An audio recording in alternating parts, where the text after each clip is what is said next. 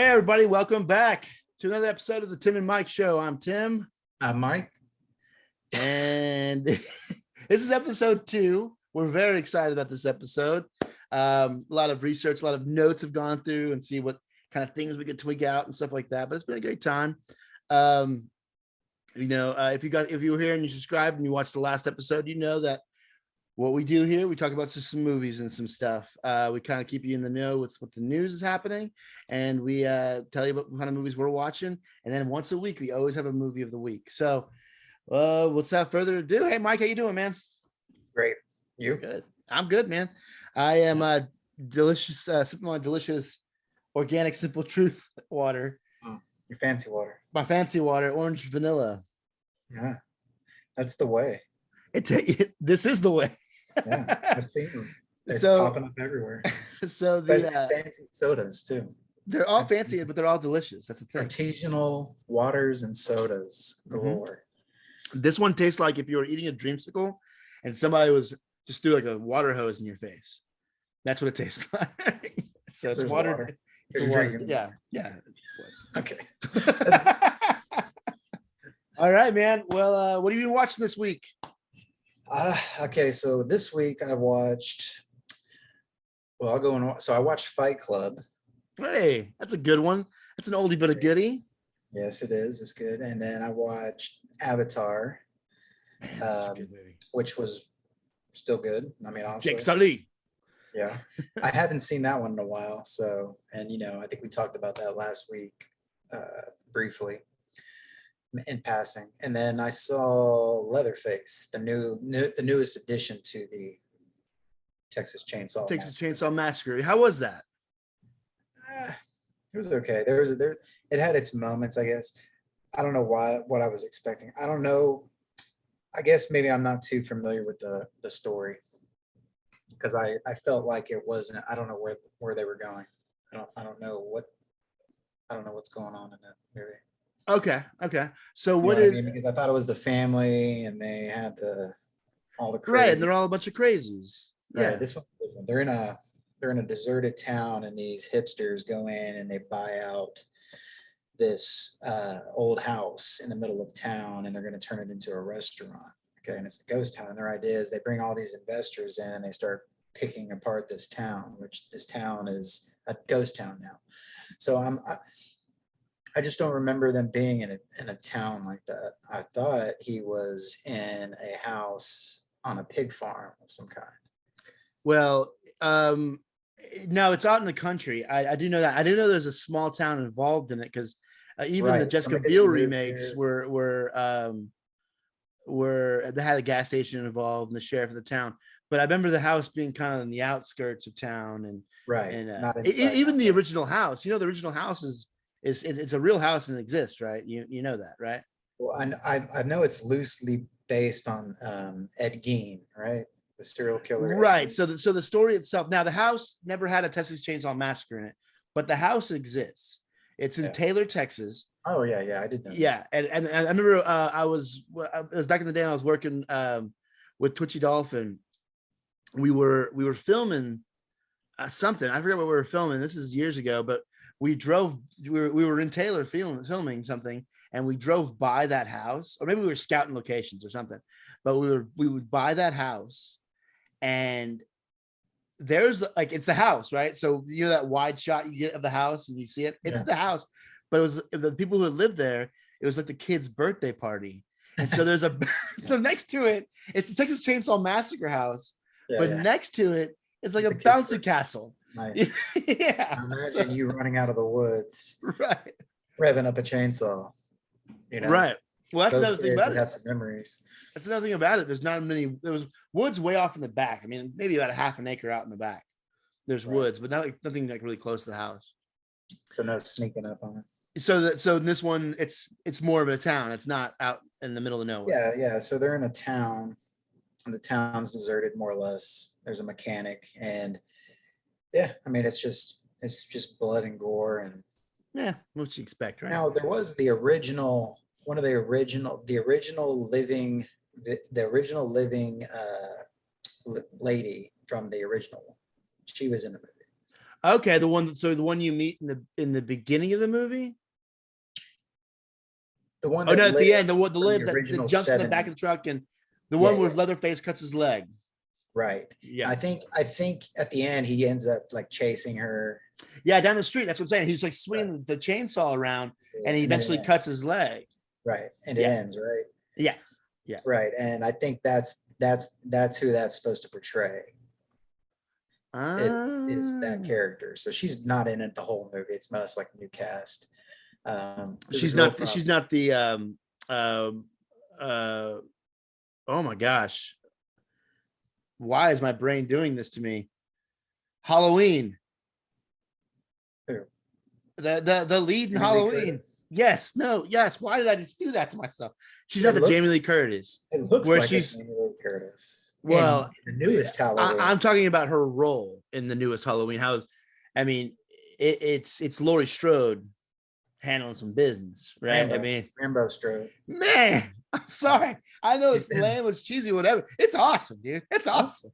man, it's cool. Well, she's taking on like a what is the Laura as a Hamilton, Linda Hamilton from She's Linda you know Hamilton, what I mean, Terminator the 2. newer Terminators, where she's just been hardened by Yes, trying to prepare for this apocalypse. 1,000,000%. So Yes, same exactly. premise, right? So she's just a hardened woman.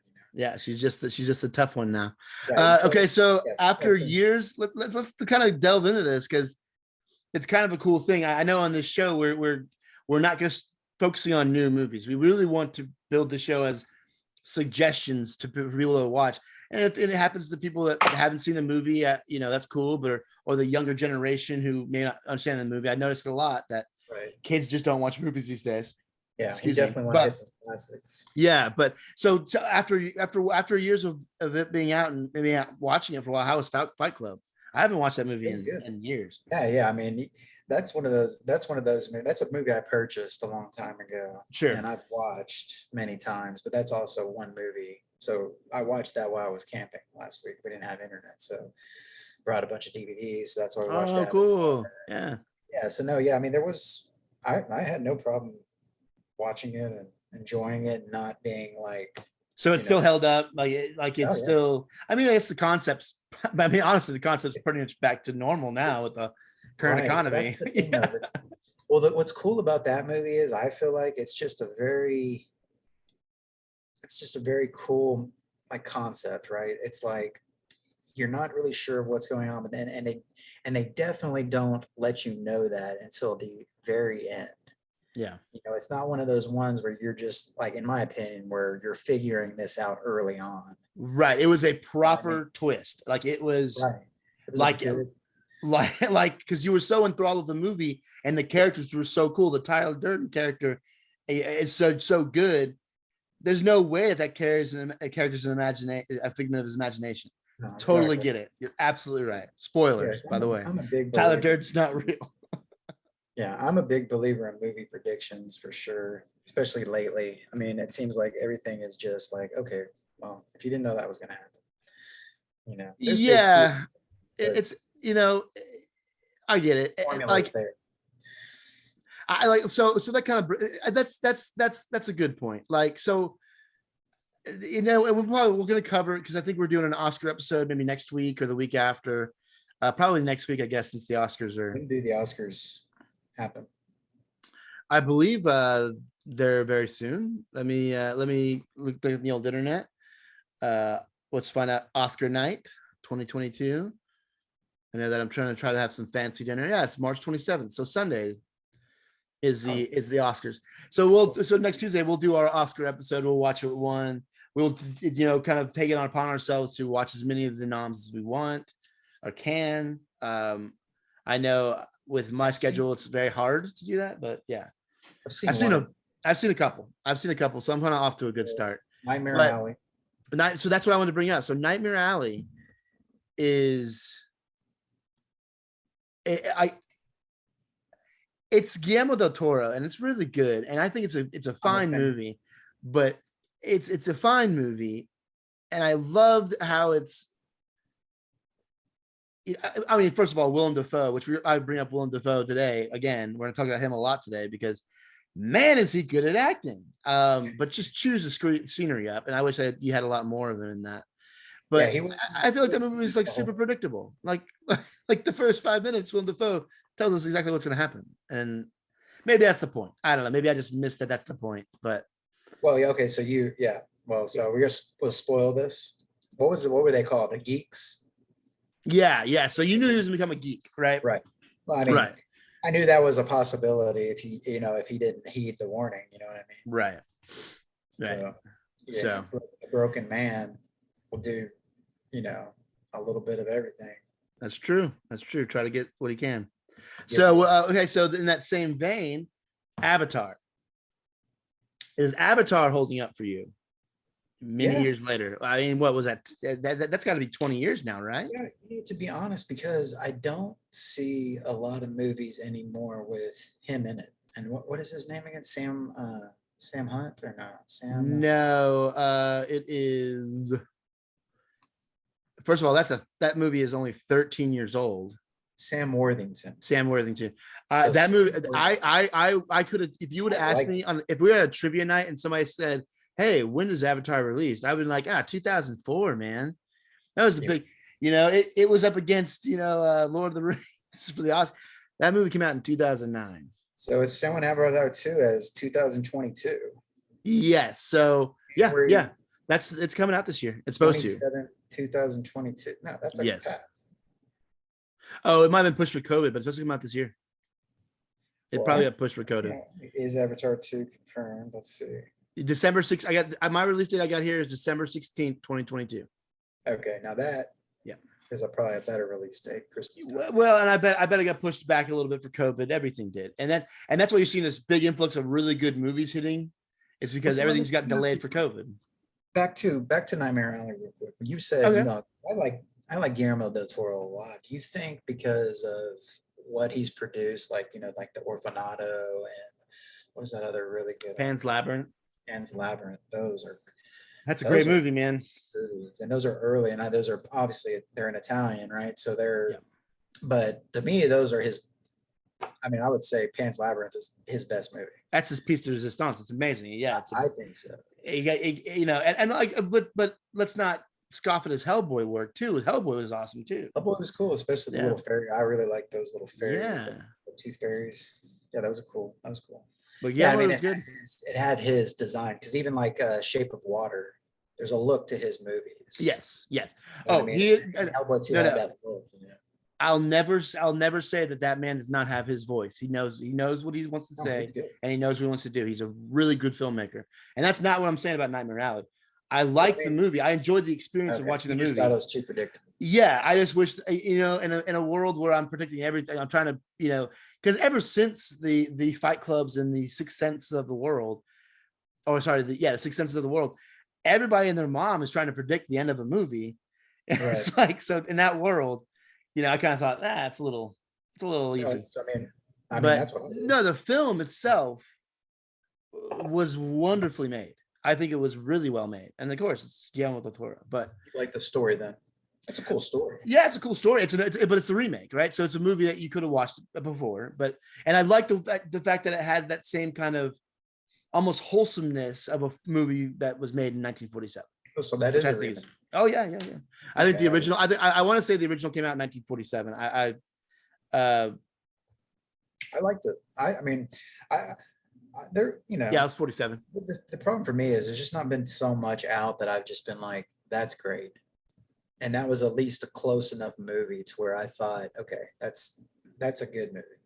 That's an okay movie. For basically is what I've been seeing that's coming out. Like, name some movies that that are just like really good movies to you that have come out lately, like in your mind. That have come out lately? Yeah, in the last. I see, but this is going to be a biased opinion. I'm going to tell you, comic book movies. Well, yeah, because those are the new modern things. Dramas, like okay, your Stumps, your Bravehearts. You know what I mean? Your Gladiators. You're just epic. Anything Steven Spielberg still. Spielberg. Anything Spielberg still worthy. So now The Spy is amazing. Was it the Greyhound movie? Was that what the name of it was? Yeah, oh, one with Tom Hanks. I don't think that was Spielberg though. That was not Spielberg though. No, but that was a good movie. Oh, great movie. That was a Man, good that movie. movie That is one was other movie so that intense. The audio in that movie is so good. That movie is And to so think- intense. yeah, and to think that that really happened Yeah. is pretty amazing. Makes it that much more.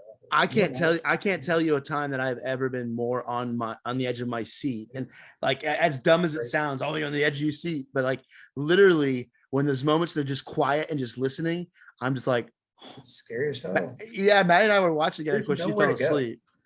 Yeah, there's Nowhere nowhere to go. Nothing you can do. No, You can just that's sit it. there and drown. That is your option. You know, Maddie fell asleep during it, I think, but I'm sitting there like the whole time. It's like, oh, how can you sleep through this? This is intense. Was it that they say was the largest naval battle in history? Right. I think that's what they said. I mean, you just imagine all those ships over there, and they're just going through it to get the supplies through. Well, is that true? I think Pearl it was Harbor's not big enough, bigger? naval battle is what I think. So Well- let's see. Let's look it up. Well, I mean, would you not consider Pearl Harbor a naval battle? I mean, on water. Are you talking about boat to boat? Yeah. Well, Boat we're to not- boat. I'm not correct either. It was Okay. the Battle of Letty Gulf. That's the Tim and Nike show for you. We're going to give you fake news We're gonna give you all the some, time. False information. What's That's right. so? What was the name of that boat? I don't know. I know the U-boat was the Greyhound. Oh no, was it the Greyhound? Well, I said that. Now I think that's in your head. Yeah, maybe. Yeah, What's the okay. what's the name What's the name of of the boat in Oh, Greyhound? It was Greyhound. It was Greyhound. Okay, cool. Yeah, no, I got the Greyhound fact check reveals the USS Keeling, codename Groundhound. So it was the SS Keeling, but the code name of the nickname for that or code name for that boat was the Greyhound. Right. Right.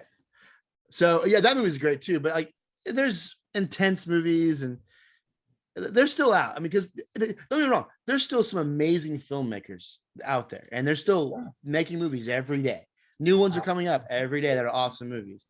I just think that it's so hard to be, you know, an M. Night Shyamalan. I say this loosely, but an M. Night Shyamalan nowadays. Well, did you see the newest one? Old? Is that what it's Old. called? I didn't watch it. No, I didn't watch it Watch yet. it? No, I didn't checked watch it it yet. out. Was it good? Well, it wasn't as bad as The Village. I'll say that. See, here's the thing. I watched The Village again, like The man. Village? I liked it. I feel like it's his worst one. I didn't say I didn't like it. What about No, Lady in the- oh, dude, if you don't think the worst one's The Happening, we need to get off this show right now. I take The that back. plants and You're right. Mark Wahlberg going, what? No. Yeah, I didn't know what was going on in that one. You're right. No, Yeah, Michael was exactly. my son was actually asking me to watch that, and I was like, you don't want to watch that. Trust me. Yeah, it's a garbage. Go stare at Yeah. the wall. Go stare at the No, wall you're for 2 right. No, hours. you're 100% right. That's the worst one. And I That is a actually bad would say movie. it's a draw between I might have liked The Village better than I liked Lady in the Water. I might have Yeah. liked that. I think it goes in that order then. So Sixth Sense, obviously, number one. By far. Oh, well, Signs. I'm digging Signs is into number this 2. whole- You know, and it's funny too. We should do a whole podcast on M. Night Shyamalan and his building a superhero universe. Which brings us to a good point. We're going to start doing, we're talking about doing month themes and week themes of movies. So, you know, Veterans Day, we'll watch a bunch of war movies. Halloween, we'll do a bunch of horror movies for you. But that's a good idea. That's a good theme. We'll write it down. M. Night I Shyamalan I theme. like that he's doing that. And to be honest, it's very cool. The way they leave it in the last one was in Mr. Glass, or was that the last one? What was the last Glass. one? It's just called Glass. It's Glass. just called Glass. Yeah. Yeah, the way they leave it in Which, that, dude, Split is an amazing movie. it's That good. might be number 3 for me. That's such a good movie. That's but- good. Yeah. So I mean, he fell off a little bit, but that goes back to the same thing. When you're expecting a Sixth Sense, It's hard Yeah. to do it. hard, It's the you Ted know, Williams. there's It's calling two- any baseball player in the world Ted. This kid looks like Ted Williams. Don't do that. You're gonna give him the yips. Yeah, right, absolutely right. exactly. Same thing. 100%. I mean, yeah, you know, some works of art only come out once in a lifetime. That's And true. you never have that inspiration again. You never know. That's Some are true. lucky to produce a few. But you tell me, even in music, usually that first album's the best one. Typically, yeah. Typically, I Mhm. mean, You're That's true. hungry, you know, and you know what I mean? You're really feeling it before, fame, whatever else takes over. Yeah, You're hungry, man. that's true. That's true. Well, can I tell you what I've been watching? I only watched a couple things. I've been watching New Girl again because Netflix found it, and I'm on. It's just these shows, man. These shows that I've watched 100 million times. There are, I think, 4 or 5 in particular: The Yeah. Office, Right. How I Met Your Mother, New Right. Girl, Parks and Rec, and West Wing. If I start watching one of those one episode, count me out. Count me out for the next month or two. I'm going to be watching this stuff. So I started watching New Girl, and that kind of distracted a lot of things. I did obviously watch the movie of the week, of course. I'm not coming in this blind, but I did catch a few things other than that, though. I caught the new the new Netflix documentary series about the woman in New York that starts the raw food restaurant and eventually goes down this spiral. Raw food? Like raw vegan foods. Yeah. Vegetables. Yes. Uncooked vegetables. She just hands you a zucchini? Yes. Eat it. It's gonna be $300. That zucchini is real nice. It's a fancy. We grew this out back. Fancy ass zucchini right here. Yeah. No. Is that it? They make it look fancy. No, what they do is they cut the zucchini up very small and then charge you $300 for it. But it is a raw zucchini. Well, yes, for all intents and purposes, it's raw. It's a raw zucchini. Salty. Yeah. Well, see, so she gets in, she marries this dude who's crazy, and there's a whole bunch of mysticism involved in it, and she starts believing this guy can make her dog live forever, essentially. That is not even a joke. That is the literal reason she got into this. Yeah, oh yeah, this is a documentary, bro. And and then so eventually he starts getting her to wire her money. And to the point where she, I think the total at the end of the day ended up being like that she's got from him was like $1.7 million, to the point where she couldn't pay her employees and they had strikes and this whole thing. It was a really good doc, man. It's a really worth the watch. Are you just joking about her cutting up uncooked vegetables? No, it's not like it's nice, but no, it's vegetables. They make it look like fancy foods. So it's raw food. Well, no, it's hard to say. No, explain it better because you're blowing. So it's like if they have like, so they'll chop up a bunch of vegetables and stuff like that because it's vegan.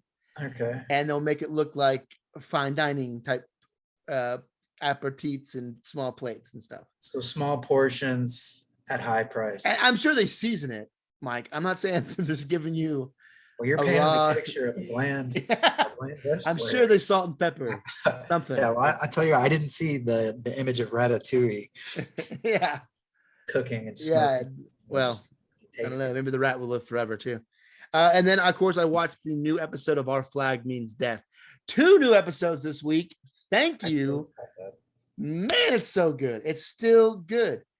Like, and at some point you think the show is going to be like, okay, it's just going to turn into another comedy. It's kind of over the top, slapsticky. It is so good, man. I love it. And I think it has a lot to do. Yeah, I'm going to start praising, but I think it has a lot to do with the film, with the person making it, and Taika Waititi just being awesome. And praise him a lot. He's got. I mean, watch Thor Ragnarok and then tell me he's not a great filmmaker. I just saw him in a movie. It's a game movie.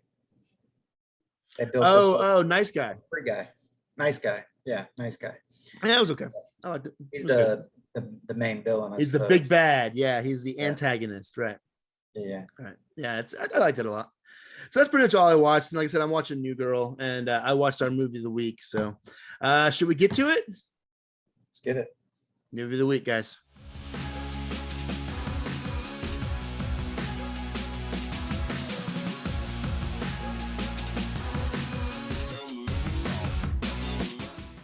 Okay. Yeah, man. So this week, what did we watch, bro? We watched Spiderman No Way Home. You guys maybe need to watch this episode in parts because we about to get going. I watched it twice, actually. Recently. Yeah. I finished the other half of it. Okay, so this is this would have been my second viewing. of the movie, and of course I took a little notes this time. Not that I needed to, man. That movie just plays well. It's good. It is good from beginning to end. Yeah, It, yeah. it you know, one of the biggest notes I had is and it's something that, like, honestly, you know, when I was a kid, I subscribed to Wizard magazine, which is a comic book magazine. You might remember that I do. around my Yeah. house, yeah.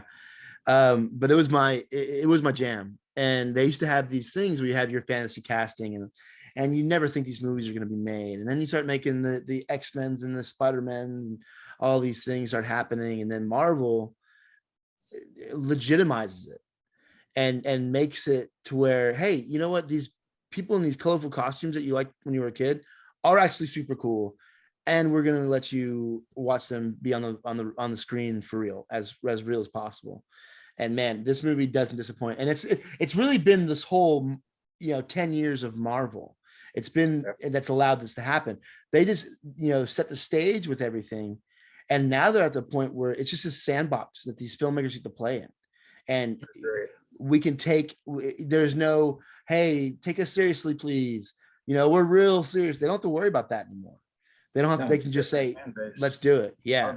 Yeah. And it's successful, and it's awesome, and it's fun. I mean, clearly, with the spin-off TV shows and everything else revolving around superheroes, it's not hard to see that it's probably the most popular thing in media. Yeah, but and it's not a fad going away, but and I think a lot to do with that is Marvel.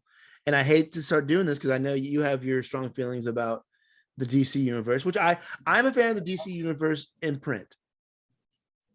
Right. No, that's what I'm a fan of. Hey, man, but and the animated stuff is awesome too. DC movies, other than the animated stuff, I'm not. Yeah, I like the stories, and I like Batman. Sure. And the Flash. Yes, exactly. But the fact that Marvel is able to do this and really legitimize things has made it the phenomenon it is. That I don't think it's going to go away. Because, like I said, Spider-Man series alone is. Oh yeah, and the fact that and the fact that this movie just legitimized the multiverse. You're welcome, DC. Yeah, I feel like that's the one that expands most at this point now. Yes. You know what I mean? Because you're actually getting into to Sony's business. Right. You know what I mean? With the second Spider-Man, what's his name? Andrew Garfield, which Tobey Maguire was Sony too. So Sony's owned the franchise since the 90s. But but I got the impression that Toby's stepping down. Oh yeah, no, I don't think we'll see Tobey Maguire. Maybe in another mashup like that or something, but I don't think that. What do you think about the line about Andrew Garfield when they're all comforting Peter, the youngest one? What's his name? Tom Holland. Tom Holland's character, when they're all comforting him on the rooftop, and he says, I quit pulling my punches. Yes. So, when I heard that line, I was like, so he's just been in that other universe, just beaten ass. You know what I mean? Yes. And I really want, and I really want to see that. I want to see that conclusion to that Andrew Garfield Spider-Man. I don't necessarily think we have to have a conclusion. I don't think that needs to be it. I guess he's going to die someday. But sorry, Andrew Garfield, you're going to have to sign a contract for 40 years. No, I want to see it. Honestly, where he's just Batman and out. Just yeah. Oh yeah. Well, if it really is the Venomverse that this is all a part of, and if Andrew Garfield, if Sony can just get their heads out of their keisters and realize that this is what they need to do, then you can have that symbiote, the black suit Spider-Man, and he can just beat some ass, man. Like really. Because you gotta remember, Spider-Man's super strong, like super strong. So I think that I mean it's all, but at that point, Marvel can't do anything about that. That's got to be Sony's move, which this multiverse move has allowed them to make that step. And there was a Morbius clip that was released a couple of days ago that said that he hinted on a bigger universe, which we kind of talked about that last week, but I don't see why not. And frankly, I feel like Andrew Garfield stole that show. I think I think he was awesome. And I've always loved his Peter Parker. I really always have. Because he's the quippiest. The one thing about the Spider-Man books is that he's not, and Tom Holland does this too, and Tobey Maguire did it too.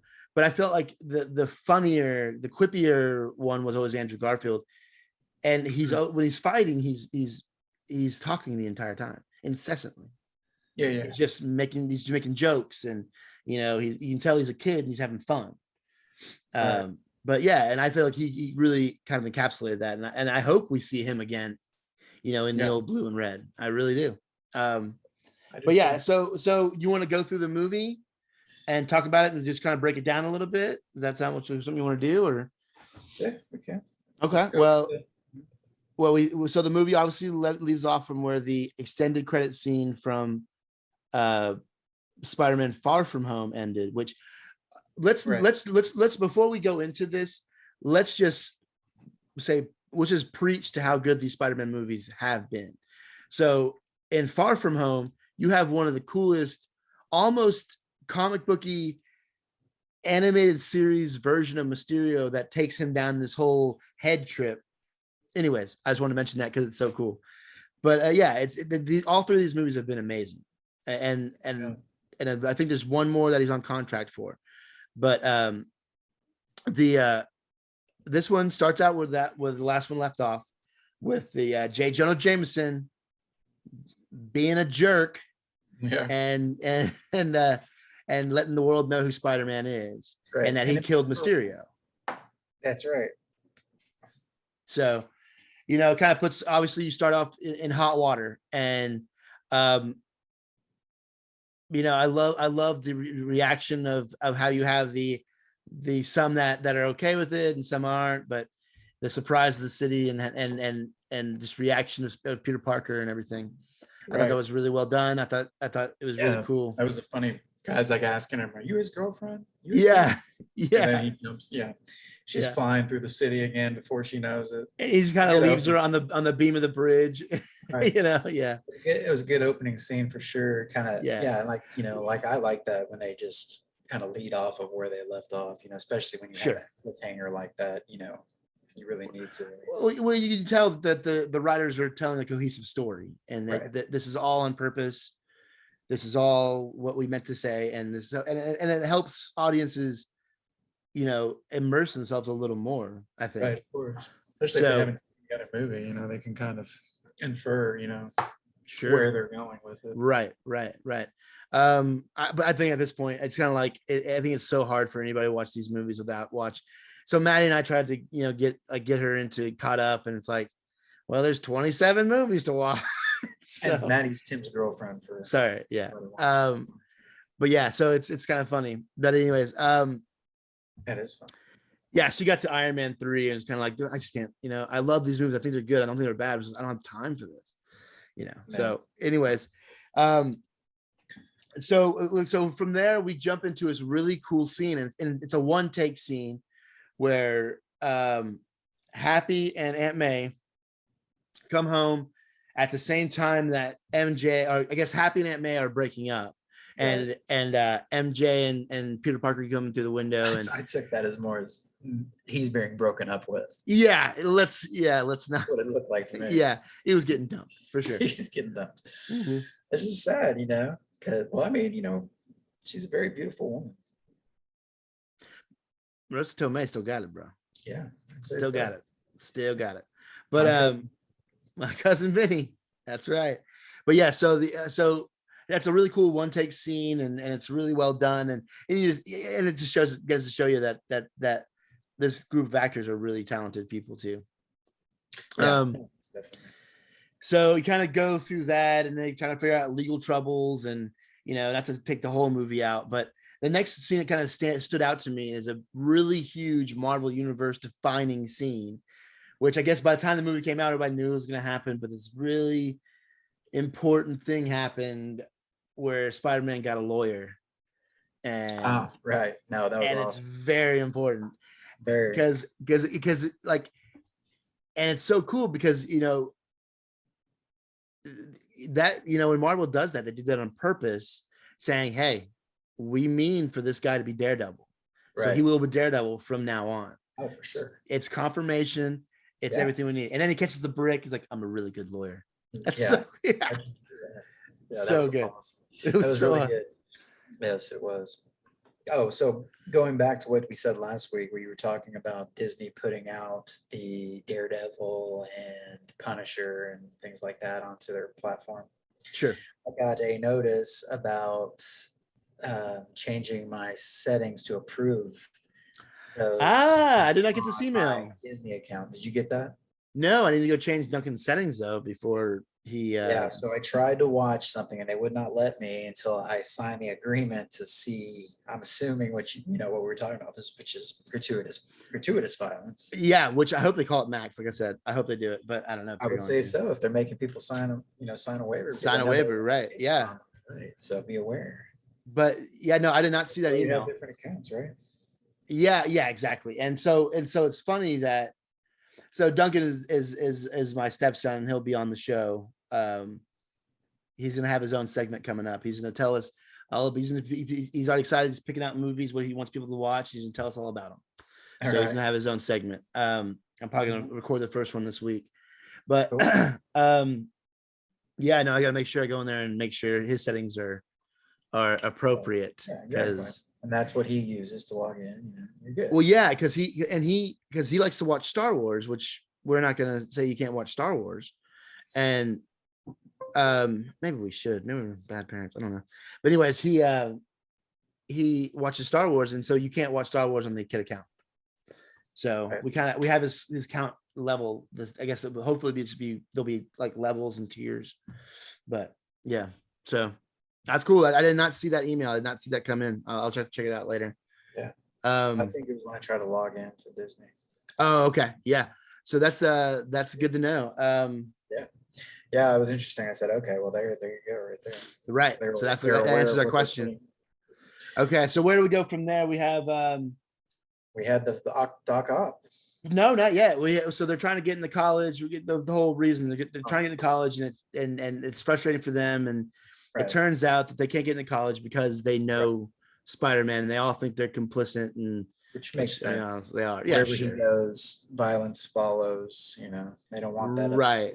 Right. And at this point, they still think he's a murderer, right? Or do they? I don't remember. Well, I think they've cleared that up on his Okay. end, but I don't think necessarily that the people are all in agreement on that. And Sure. it's Okay. the funny scene with the three teachers in front of his little homemade shrine from his little whatever student club he was in one of those episodes where they traveled to do that meet. You remember the guy? Yeah. The guy from Yeah. Freaks and Geeks. He builds the shrine. And the two guys on the right, they both agree that he's a good guy. And then Hannibal Buress character. Hannibal Buress, like, you're a murderer, man. Yeah. That's, that's true. It's so funny. He said, what's his name was right. He was Mhm. right. It was right. It was right the whole time. Yeah. So yeah, man, I think Hannibal Buress is hilarious, but that's a whole other thing. But yeah, so it's frustrating, and they can't get into MIT, which is their big school, Right. and before that they find out that's not really safe where they're at, so they move into Happy's apartment, which is a Tony Stark-esque apartment, right? It's all super high tech and super neat. And then so they do not get an MIT, the three of them. Yeah. And then Peter so sets out to find the admissions lady. not yet. Peter goes to Dr. Strange. Oh, that's right. Yeah. And says, "Hey, can you fix this?" Rather than go talk to the admissions lady. Rather than talk to, that's right. That was the funny part about it. Yeah. And he goes in there and makes and so there's a spell, which you find out too, which is kind of a big thing that's really not really talked about, that Dr. Strange is not the Sorcerer Supreme right now because he blipped, which I guess I didn't catch the first time I watched it. Too. What's his name? Chang in the movie? Wong. Yeah. He's made some appearances in was that Shang-Chi? He was in Shang-Chi. Yeah.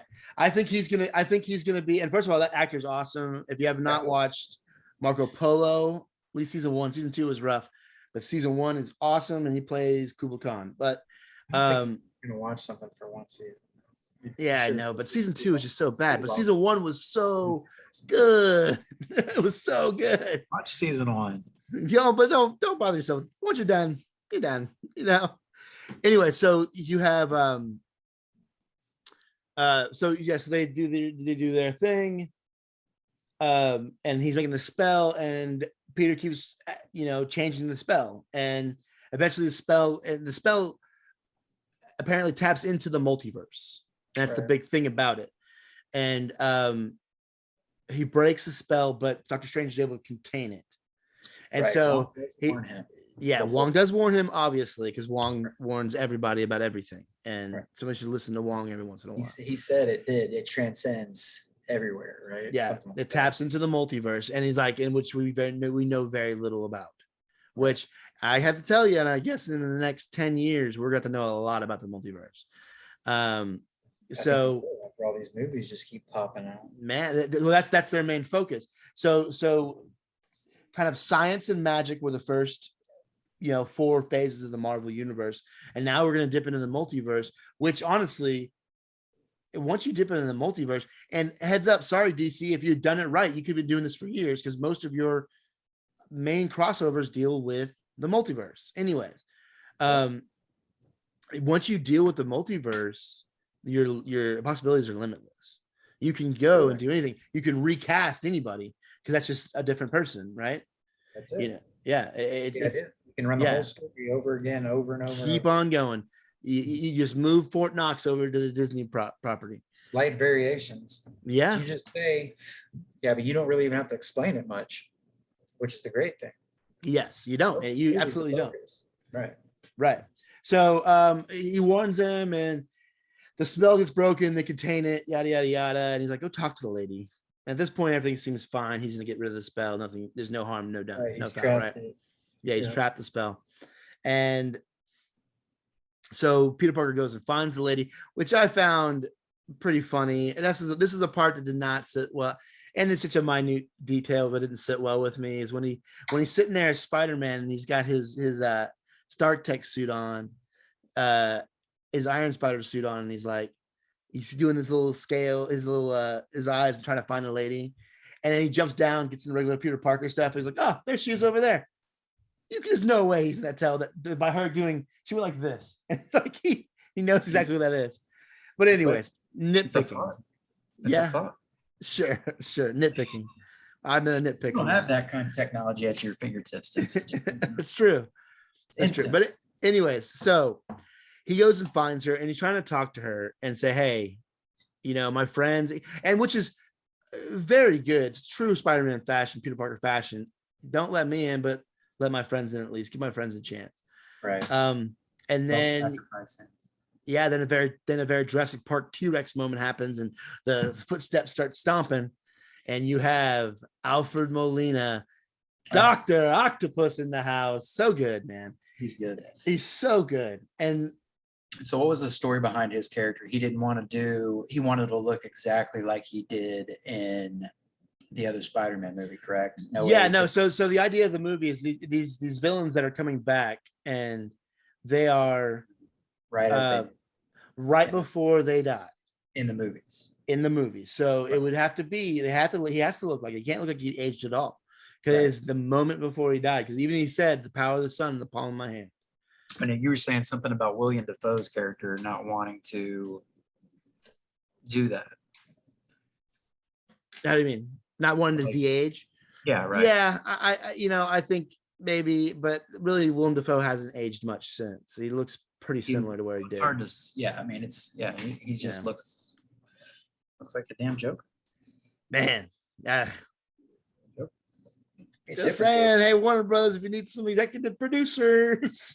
He looks like the Joker. I mean, why? Yeah, he does. Yeah. He does. You don't have to do any makeup. He just does that creepy smile. He does. Really creepy laugh on his own. Yeah, he does. But so you have Doc Ock, and eventually he gets a mask off and kind of shows him that he's not the Peter Parker he knows, and then we know he is not of this universe. And so they kind of just jump in through there, and then Spider-Man controls him, his arms. That's very cool. Yes. Is he is able to like what Bluetooth into his suit, into Yeah, it's super cool. his tentacles. Right. Yeah, And brilliant. then Goblin shows up, and we're back at the Sanctum Sanctorum. Right. So yeah, Goblin shows up and he's not Goblin at this point. Right. He is back to being Osborn. No. He's Goblin before, but then like he throws a pumpkin that's bomb. right, he does. He comes and then flying he's through he's flying like Right. hello Peter. Yeah. Anyways, so he does that, and then we're back to saying, and that's when Strange explains to us that some people did get through from the multiverse, and we need to get him back. And he almost does this butterfly effect thing where we shouldn't even talk to them, which they don't really explain that much more than what it is. But and then we he goes, definitely interact with them very much so. Yeah, and then he gives him the magic multiverse shooter. And then Right. then he jump into the then he goes after the disturbance in the woods, which you meet Electro and Flint Marko. Right. Which I always love Thomas Hayden Church's portrayal of Flint Marko. I just feel like that movie's writing was so bad that I don't think that it was any saving it. Thomas Hayden Church. That was number 2. Right? That was number 3. That was 3? Venom. 2 was Venom. Topher Grace's Venom, yeah. 1 was Doc Ock. No, 1 was Goblin. 2 was Doc Ock, and 2 might be the best.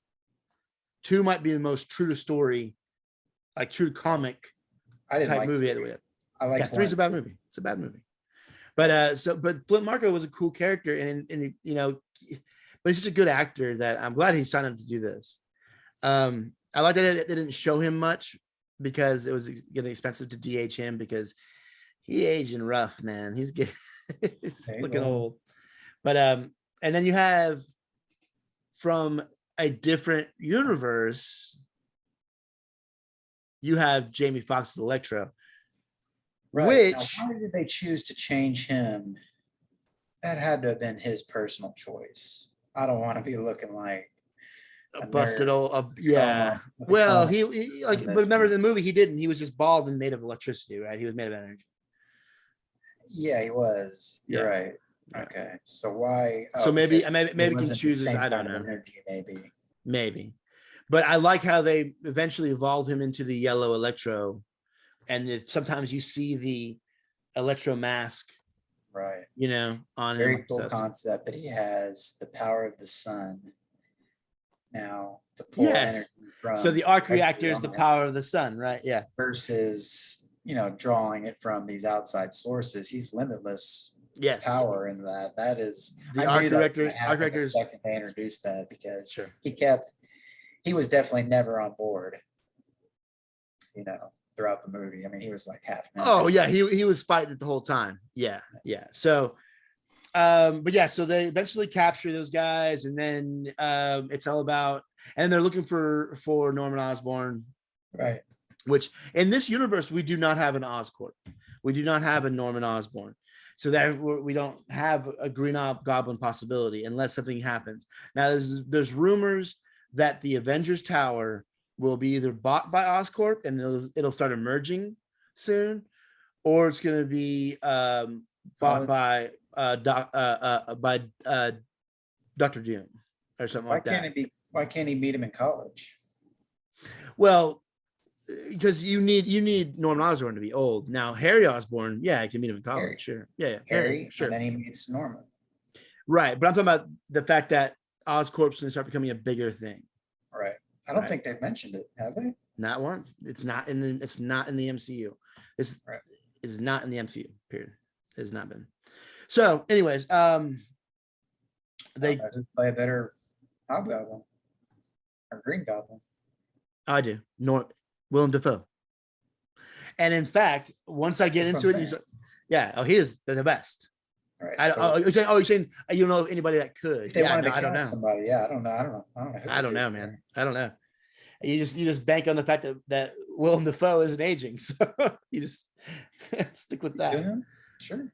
Yeah, I mean, and so okay, so then you find out that he is with May at Feast, which is a nice nod. So Feast is a thing in the comic books. It's the homeless shelter food bank place that Aunt May works at, both in the comics for years and in the games. So that's nice to see a Feast logo. Now we're starting to feel like Spider-Man's New York. Right. That's cool. Anyways, so you find out that he's there and that he is just talking to May, and he's out of the goblin thing. Before that, there was a scene where he broke the goblin mask. Yeah, he gets out of the costume and runs off. Right. Which you find out he's still in the bodysuit though. Right. Which I think that's what gives him his strength. Anyways, I think it's kind of a military suit kind of thing. I think I was explaining in the first movie. Yeah. Yeah, and that right. was his way of staying alive. Right. Yeah. So which is very Iron Man thing. Anyways, so he so it turned out that he wants to be helped. He wants, so the goblin's not in control right at this time. And so he goes to the Sanctorum kind of willingly. Strange shows up and blasts him into a cell, and then Strange about to fix him and send him back. But the dialogue kind of moves into realize that this is kind of the part where they realize that everybody had been taken out of their universe right before they died. Right. So Peter Parker's like, I can't, he's a good guy. He's a good dude. Right. Strange understands. Strange is looking at this from a 10,000-foot view. The universe needs to be saved. We need to keep the multiverse intact and let everybody else not know what's going on. Literally doesn't he know the events of Loki have happened. But anyways, he needs to keep this together, and he's looking at this as the greater good. These 5 people have to die. By 5 people, I did not mention that Lizard is there too. So anyways, yes. So these 5 people have to die, and to make sure that the universe stays intact. And so as he's kind of working his spell, Spider-Man web shoots, grabs the spell itself, and it starts another cool action sequence of, it's kind of a mix of the cool Spider-Man stuff from Spider-Man Far From Home and a mix of the Doctor Strange stuff with when the mirror dimension's involved. And man, it's such a fun thing. It's just super eye-catching, right? And it's sometimes it's overstimulating. It's a little much, but it's hard to follow. Yeah. There's times where it's hard to follow, but it's super cool. I mean, it's cool. It's cool until you see that Inception. Yeah. I mean, a lot of that kind of the world bending, and it would be an Inception. Chris Nolan, shout out, one love. Anyways, so they kind of do that, but so eventually that sequence happens, and he leaves Strange in the mirror dimension and hung up over the Grand Canyon. But he so then the mission becomes, let's save these guys. Let's try to cure these guys so they don't die, and they can go back to their universes as before all this happened. Right. And so they go back to Happy's house, which has a fabricator there because storytelling, and they start working on, because he just left all that stuff there. I guess it was because that's not that. No, I think that's Happy's apartment. That's not Tony's apartment. Tony's apartment is so much bigger. Happy's apartment. That's Happy's apartment. Yeah. Just stored random stuff there. I guess. Yeah, that must have been it. He just have a fabricator there in case Tony needed it, maybe, or something. Yeah, I believe Peter was upset with the way he was keeping it. It was covered in dust. And hadn't been used. It's very expensive. It's priceless, right? I think there's only Tony Stark can make them. Yeah, I would assume so. But yeah, so you feel like they're making. Right. So they start working on the cures for everybody, and he makes the chip to fix Doc Ock's cerebral piece. Yes. And he's back to being good Dr. Octopus, which because in those movies it was the AI from the tentacle was controlling him. Took over his mind, speaking craziness into his head. Yes, It exactly. makes that comment about it's quiet, Yeah, so he's kind of like, it's quiet in here, and Right. I like it. So he does all that, and eventually he's working on everybody else's, and his spider sense starts going off, which I love the fact that they kind of made it cool. They're not doing the dangly lines from the comic, but they made it cool, and they made it make sense. And the audio they have with it too is kind of a glassy kind of sound. Right. And it's kind of really cool. And then you find out that the Goblin's is back in control of Norman, and he F's stuff up, and which leads us to our next big talking point, which it's your iconic moment in Spider-Man history.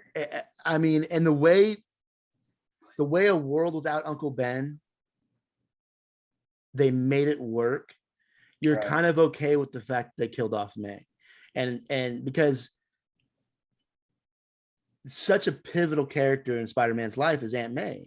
Sure, he's got to have that moral compass. He's got to have that moment where he becomes basically his own.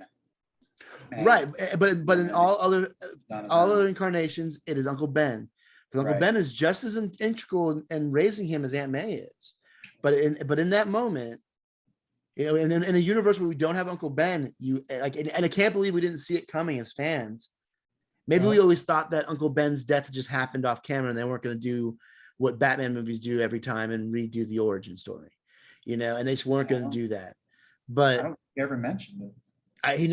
He never mentioned an Uncle Ben, and now you realize that maybe there never was one in this universe, and it had to be May. And so May dies, but before she dies, she gives the most important thing a Spider-Man character needs, and she says, "With great power comes great responsibility." And I'm a grown man crying out a comic book movie when I first watched that, because it's such a powerful moment. And it's always that line has always been a powerful moment. You shed some tears. Oh man, but I blubber sometimes. It's no big deal. Maddie hates it, but whatever. I like crying at comic book movies. Okay. Anyways, because it's so important to me.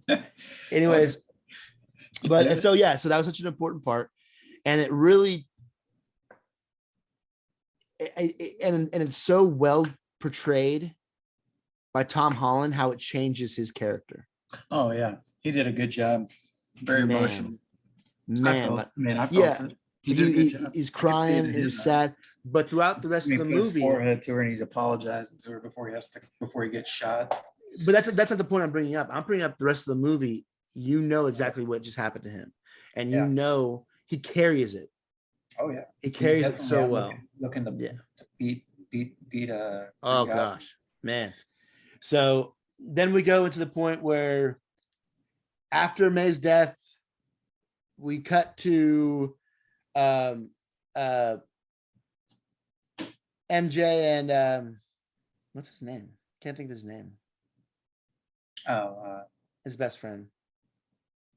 Yeah, Nate. Oh, Nate? Is it Nate? I want to. Yeah, sure. Anyways, we cut to them, and he starts realizing that because he has the sling ring from Doctor Strange, and he starts trying to say, "Find Peter, find Peter," and this is what brings us Andrew Garfield back into the wonderful world of Spider-Man. Yeah.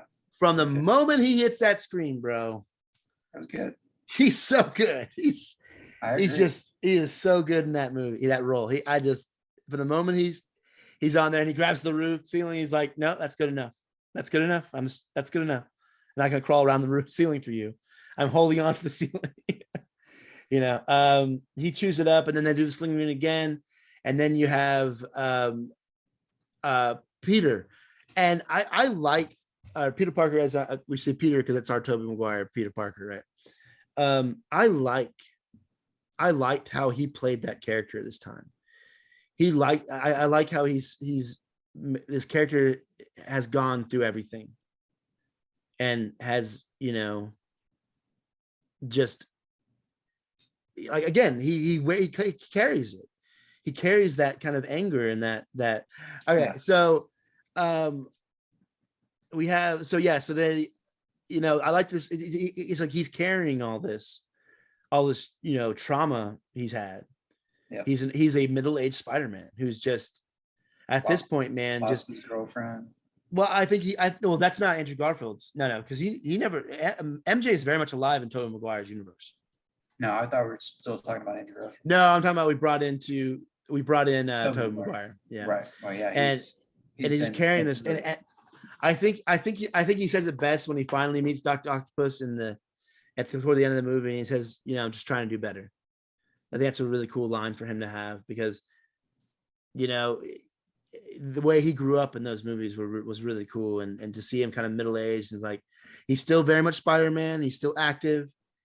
He's just trying to be a better Spider-Man. They do bring up his pain and his back is hurting him. And his body, the mind is willing, right? And right. Well, the body's kind of going. Nobody really thinks about is he's really strong, but he ages, you know, like just like the rest of us. So we're there, the new Spider-Man are there, and they go find Peter, and this is where you have this amazing scene of Peter. And I like how Tom Holland wasn't even surprised at other Spider-Man. It didn't seem like he was surprised. Like, I didn't send you back. You guys shouldn't be here. Right. And that's kind of how that scene goes. And then it's like, well, you know, they tell their stories of what they lost. Right. And how that's kind of, you know, and it's kind of this rite of passage of being Spider-Man is to lose. Right. You know, and that's what I think this whole movie is the rite of passage to him becoming. We had this MCU Spider-Man who's fun-loving and ready to go and webbing the Winter Soldier and being an Avenger and going into space and blipping for fun. It's not all fun. It's not all fun, but it's a lot of fun he has. Right. But now he's definitely getting older as a person because, you know, he is portraying a high school kid at 26. Sure. And that face is not holding up as young as it used to. We have so much technology now, man. But I mean, in this one particular, I did notice him walking down that hallway amongst real high school kids, and there was a definite difference in the face. Right. I mean, he's a man. He's a man. He's a man. Tiny man, but man. But he's, you know, you can tell he's like, but they tell their stories, and it's the rite of passage that you lose, and that's part of being Spider-Man. Sure. And I think this whole movie is the rite of passage, right? And I'll explain it to you when I get to the end.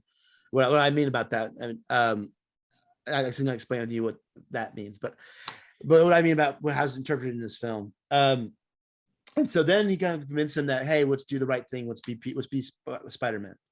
And so they go to the school, I guess it's the school lab or wherever, and they try to get back on the ship, and which brings us to the last scene, which there's a few things in there too that we're not mentioning. The funny scene with the web shooters and the fact that Tobey Maguire's comes out of his wrist.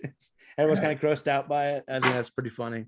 Yeah, that is funny. Does it come anywhere else? Anywhere else? Yeah.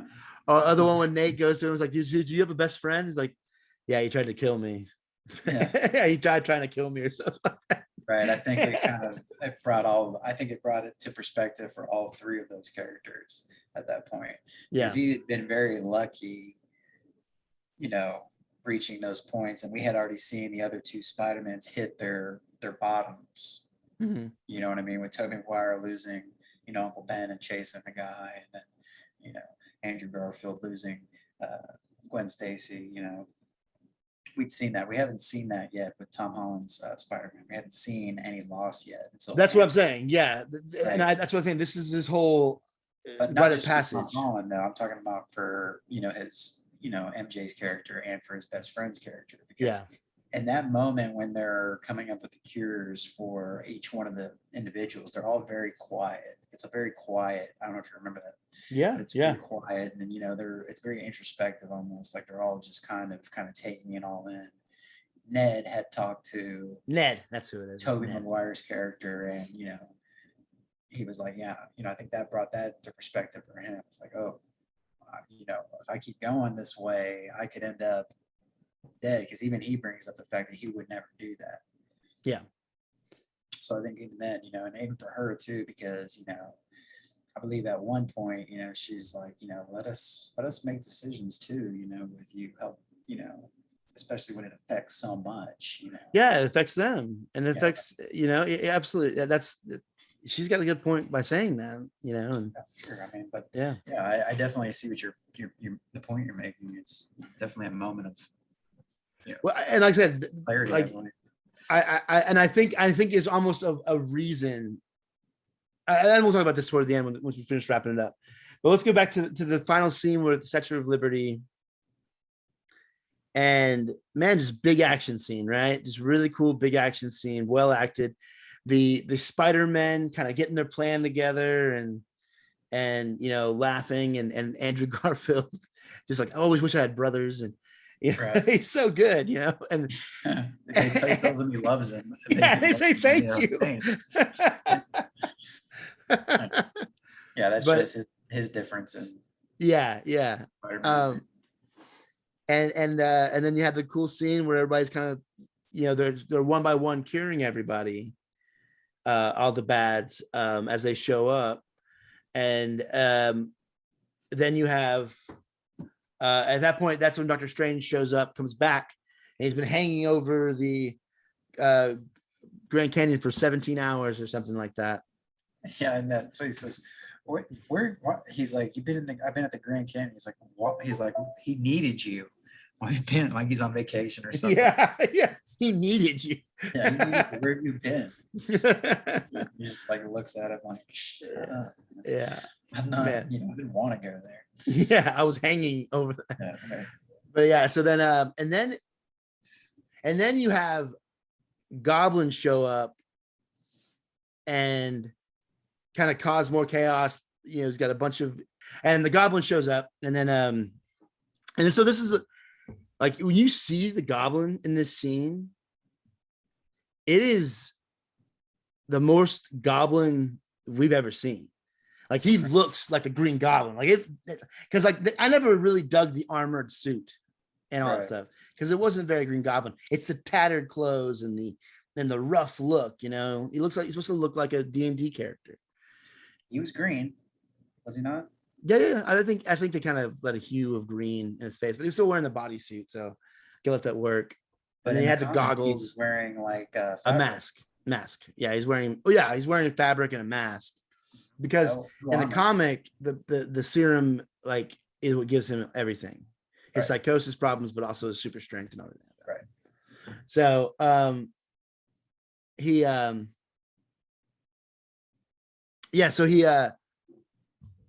he shows up and he causes some trouble, and then action ensues, and then he kind of they pretty much break the Statue of Liberty, and then Goblin falls, and Spider-Man has the chance to kill him, and he's about to do it, man. He's about to throw that glider on him, and then Tobey Maguire stops him, and he shows that old man strength on. Yeah, he does. And so, and then he gets stabbed. And then but the way he reacts to this getting stabbed is like, I've been stabbed before.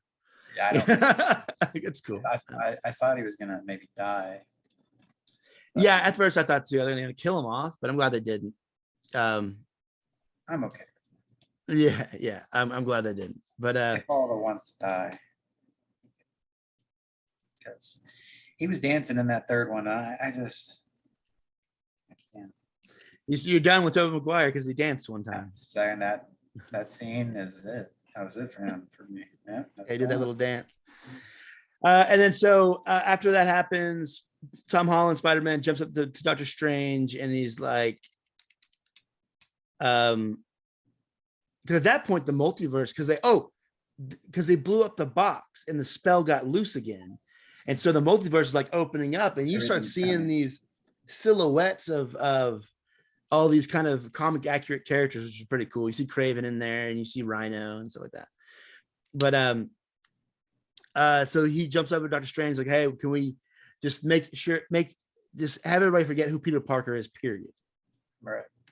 And so that's the spell he does, and he says the goodbyes to Ned and he says the goodbyes to the Spider-Man first, which kind of love that, as everybody kind of goes back to their universe. Right. And he says bye to Ned and MJ. Yep. And then he's gone. Nobody remembers who Peter Parker is. I also don't remember that he's Spider-Man. And there's kind of the resolution scene, the I guess you say the epilogue, and he's about to go and try to remind MJ that, hey, you know, I'm Spider-Man and I love it, I love you, and all that stuff. And he notices that cut on her head. yeah, and so he's like, I can't do it, you know, and he turns, doesn't want to put her in a danger. right, and he kind of jumps into a life of solitude. He gets the crappy apartment, and he gets, you know, the police scanner, which I thought was a great touch. He's using the police scanner now, so all the tech has been stripped down, and he's back into the well, yeah, well, no, it's the Ditko Spider-Man. So it's the old Spider-Man costume, the old blue and red. Yeah, he put the old on. Yeah, and which I thought was a great touch. And yeah, man, and that's it. And then we have the after credit scene with Venom leaving a little dollop of symbiote in this universe. So we're gonna get a Venom here. And then you have, well, let's mention that part after we talk about the movie. So you like the movie, I guess. I think the whole world liked the movie. Yeah, it was good. Man, it's a good movie, and it's easy to watch. It's fun to watch. You don't know you're watching a movie for 3 hours or 2.5 hours, whatever time frame it is. And then I thought it was great. You know, if we're doing the rating system, I'm giving it a 6 out of 5. I think they can't stop with these Marvel movies, and they shouldn't stop. The universe is just getting bigger, and they're not letting off the gas, and they're still allowing it to be creative, and they're still allowed to be fun. That, I mean, they can take all my money. I'm just gonna start depositing my check right into their bank. But I like them a lot. So, and then we got at the after credit scene, which I thought felt kind of weird about, but whatever. They gave us a Multiverse of Madness trailer. And so that's our next big adventure is the Doctor Strange in the Multiverse of Madness, which it seems a lot of what his stuff is in there, and that seems very cool. Yeah, I like Doctor Strange movies. Yeah, so I'm excited about that, and you know, Wanda's going to be in there, so you have a lot of the incorporation of the television shows in there too, or the Disney Plus streaming shows. So, all right, well, that's great for this movie of the week. We loved it, we liked it, everything's good. Let's talk about some news.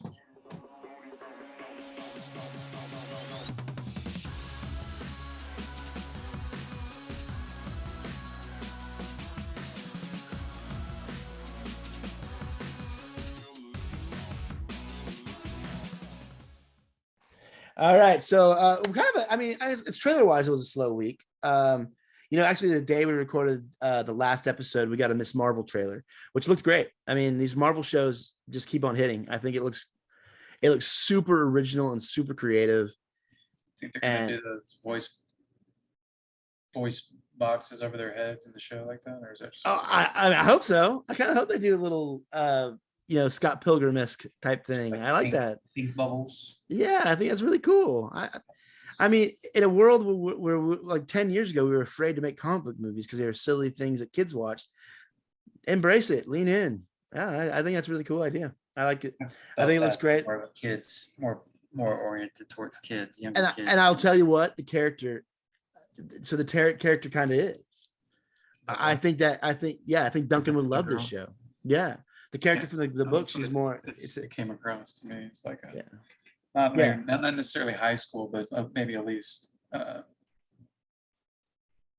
teenagers. It's not going to be your Marvel Max, right? It's not going to be that. So I think she's going to play the character awesome. I think the character looks cool, and I can't wait to see what this kind of a younger Avengers, new Avenger type thing they've been kind of building in the background. They've been kind of building the new Avengers, which is a younger team. Right. And so I think it looks cool. I'm excited about it. The trailer looks really good. And yeah, that's all I got to say about that one. And other, not really trailers, but we got clips from Moon Knight, which it's cool. It's kind of explaining. Yeah, the Conchu's thing. So that this is going to be his origin scene, right? That's the guy that brings him back to life and asks him to Yeah, that's the god, the bid Egyptian his god, do his bidding. do his bidding. Yeah, yeah, He's the Egyptian god, right? yeah. The power of Yeah. Khonshu. A Yeah. little research on Khonshu. No, did you? For You're now night show. a Yeah, I watched Khonshu the- expert, are you? Well, no, but I watched the origins of Moon Knight, so how he started, and so Yeah, yeah. it's It's pretty good. It's worth. And dude, honestly, like I said, I grew up. I'm a big fan of him, and I think definitely worth a read. Going in the back issues and stuff like that. If you still like to frequent your local comic shop. Another example of like you saying, that it's kind of opened up the path to doing Egyptian gods. I mean, Yeah, yeah. Well, yeah. And, well, the you're whole throwing in the god very spectrum. obscure- right, Right. from that whole universe, and if you're able to just throw that in, without any fear of, okay, well, I'm going to lose, half my audience Right. if I put this in here. Which, it seems like, I don't think you would have seen that before. A lot of this stuff going on. I don't think you would have seen some of these villains that we've been seeing. I don't think you would have seen something like the Eternals. I don't, you know what I mean? Yeah, no, I hear you. Absolutely. I think you're Because, exactly right. they're not very well known, because you just look how the Watchmen did.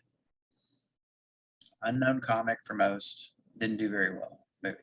That was a great movie.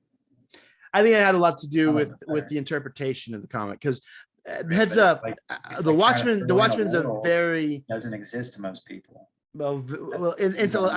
Inside the comic world, it is a very famous comic. Should have been built up a little more, right? Sure. Spread out a little more. The story, Sure. right? You'd have to Right. start like Batman movies start. Every Batman movie. Well, that's honestly how the Watchmen starts, man. That's how the Watchmen goes. But I think that's the reason why I didn't do as well. Well, because but the Watchmen wasn't a comic book; it was a graphic novel. So it's really a one-off. So it literally was the story. That whole okay. Well, I mean, Yeah. So but yeah, I know what you're saying. Rather than jump into stuff, do some world building, and that way you can do what Marvel's doing now. Is what you're saying, right. right? Yeah, I mean, World yeah, building. I think the Watchmen would have done so much better coming out now versus back then. And just because I think more people are open to, the ideas behind that. I think. Well, did you watch the HBO Watchmen? The cartoon? No, the series. The cartoon series or what? No. Oh, yeah. It's so good. That was so good. I like that. I like Yeah. that one too. But that's what I mean with that movie is better spread out to be more better explained, Yeah. Because that's not the story I saw in the movie. Yeah. Well, what Marvel did is Marvel set the path toward now they can just do whatever they want to do. I mean, we have Kate Bishop Hawkeye is a thing now. Like, who'd ever thought that was gonna happen, So I mean, they definitely did it right. They win the race. DC is playing catch up. Now again, if they do Flashpoint correctly, it's game on. It opens up the whole world again. Yeah. Well, it opens up their multiverse, which is so pivotal. And please take these CW shows seriously. The Flash is awesome. I like And the Warner Brothers needs to say, yeah. hey, why are they recasting the Flash when they have a perfect good one? Anyways, Right. Whatever. So let's see what else next. So the Batman is going to be streaming in April on HBO Max. So a short-lived run in the theater, and I don't think back in the day, back when we were younger, that was a telltale sign of how the movie was doing. That's not how it is now. Obviously, that movie's breaking records and it's killing it. It's more of a sign of people want to stream stuff, and piracy is a thing.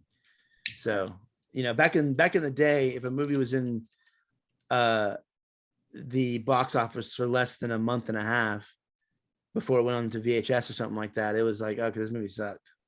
Right. It's not that anymore.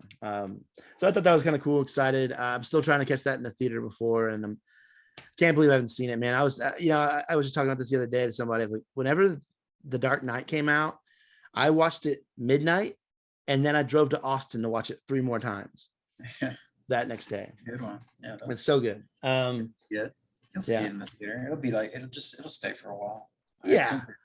It's doing really good. It's breaking. It's doing really, really good. Long 3 hours. Yeah. We got some news from the set of The Mandalorian season 3. Right. Christopher Lloyd. No, don't know who he's playing, but Doc Brown is back. Doc Brown. It's I hope, probably, if it's Doc Brown, it might be. If he, I mean, he has the capabilities. does he? Is it a long time? It is a long, long time ago. He does. He can literally go at any point in time. Yeah. So technically, he's already been to where they are. Yeah, sure. He just wasn't where they were. All right. So maybe it's Doc Brown. He's already been. Mandalorian, get in here. Marty, where are you? Yeah, I mean, that'd be really funny. I don't know if they would do that. I doubt it. That Marty McFly makes an appearance. Yeah. So that's cool. That's cool news. Read about it. I think that'd be cool. Godzilla vs. Kong. How do you feel about that movie? How do you feel about these Godzilla movies? This whole I like thing. the Bryan Cranston one better than most of them. Really? I've found Like them. really. I've liked them. I've enjoyed them. I think Yeah. they are what they are. They're not. Oh yeah. They're monster movies, and I think they're doing them well. They're bringing all these characters in that we liked as kids, and they're cool. Yeah. But they are now currently. They start production of. I guess they start filming. Really, pre-production's already done of the sequel for Godzilla vs. Kong. So there will be another one. No idea when it's slated to come out, but Didn't they do one? yeah, they did it. They're doing a sequel to it though. So it'd be Godzilla vs. Kong 2. And Mothra? Yeah, I guess so. I mean, that was in King of Technically, Monsters. they're both good guys. Yeah, but they're King of Monsters, so I wonder where they go with this one. I Got to be a bad guy like last time. sure I know it will, because it was Robo Godzilla last time, wasn't it? That was the bad. Yeah, there was. I don't know. Man, I love that movie. I think that movie was awesome. Whatever, that's fun. That's super fun. Yeah, there was a robot in one of them. You're right. Yeah. Okay. Also announced for March 31st, 2023. And maybe it'll be a movie of a week again. We're getting another Scream. Oh, right. Can't wait. Scream 6, huh? Yeah, Scream 6. Let's see who done it this time. So where are they going with this? I don't told you, know. Maybe they're gonna bring that character back. they obviously are. It's gonna happen. Oh, you think the sisters are gonna be back? Yeah. Yeah, I think that's their new generation. And maybe she's gone crazy because her dad was a serial killer, and so now she's crazy. Maybe that's it. So She might be the killer. yeah, that's what I'm saying. Maybe that's it. Yeah. That's a twist. And then what else? So this is a bit of old news before we get to the last bit of news, which I don't think any one of them is bigger than the other. But so they announced this a couple of weeks ago, actually, maybe a month ago. But I think we haven't talked about it, and I thought it'd be really cool because I know this show was super important, at least to my childhood. It's something that you hum the theme song and people still know it. You know, X-Men 97 is getting a continuation from what it sounds like. Oh. You have a lot of the original cast coming back to do their voices, but the animated series from 1997 is coming back, and it doesn't seem like they're just going to remake it, rehash it. They're just going to continue the story on, which if you don't know the story or you haven't watched it, it's on Disney Plus. It was about as dang accurate as you can get. It was a good show. It was awesome, man. And you know, you had the issues you could read while you're watching it. Super good. So I'm really excited about that. I think Disney Plus is really, I think like Disney Plus and the MC and Marvel have been really brilliant. And that goes for Star Wars too. It's not, that's not mentioning them, but I think they've been really brilliant about the way they're handling all their IP and stuff. So kudos to them, and I'm excited about that show. And I like how a lot of the original cast are coming back. And then the last one we got today is this Ghostbusters game, Spirits Unleashed. It looks like a multiplayer kind of shooting game, kind of in the vein of Left 4 Dead or something like that. But the reason I'm bringing it up is because it seems like it's this unofficial side sequel to, I don't want to say sequel. Sequel is a really strong word because I think, but it's kind of like they did with the Matrix games, though. Right. It's definitely within the universe of Ghostbusters Afterlife. Right. To the point where Danny Aykroyd and Ernie Hudson are in the game. They're voiced in the game. I played the original Ghostbusters on Xbox. It was okay. Oh, I still have it for PS4. I got that remake. I love that game. That game is Okay. awesome. Yeah. Yeah. I mean, if you're a Ghostbusters fan, definitely worth the purchase. You can continue the story. Yeah, I think at I this wouldn't be point. surprised they don't make another one anyway. Oh, I think they're Okay. going to. I think that I think they're with that Afterlife movie. They decided to start world building. Yeah, well, why not? I mean, it makes sense too, especially they're fixing up the Ecto one at the end. Like he's Well, getting ready- did you not see the after credit scene? I did. He's fixing Yeah. up that one. Well, but not only that, Ernie Hudson's like, we're starting the Ghostbusters again. Right. They're in the old firehouse. Yeah, he's doing it. That's cool. Now they could do a new school Ghostbusters. Yeah. All right, so that's the grandkids. yeah. So that's pretty much it for the news. Do we decide for? That's it for the news for this week. I don't think we picked a movie. Of the week. We didn't. We haven't yet. I think we leave it a surprise. You want to leave it a surprise? Okay. But yeah, we'll discuss it off camera, and I think we should surprise everybody. Okay. Well, actually, no. We did pick a movie. We do not have a movie for next week. We did already. Oh, is that? We what's picked that? several movies. Next week's Oscar episode, we're going to discuss the Oh, Oscars. that's right. Yeah. We're going to talk about what happened with Well, it. as many as we can watch. Yeah. Synopsis, man. Right. So our synopsis this week: in a world where the Oscars are still a thing, we're Yeah, going to right. watch the Oscars. I don't think they have a host again this year. It's going to be rough, but we still love the movies. We're still going to discuss the movies. It's a show about movies. So that's about it for this week, man. That's it. All right, guys. Please, as usual, like and subscribe, listen and share it to all your friends on any platform that you watch podcasts, or listen to podcasts. We will be here next week with our Oscar episode. And as usual, go watch a movie. Have some fun. See ya. Later. Bye, guys.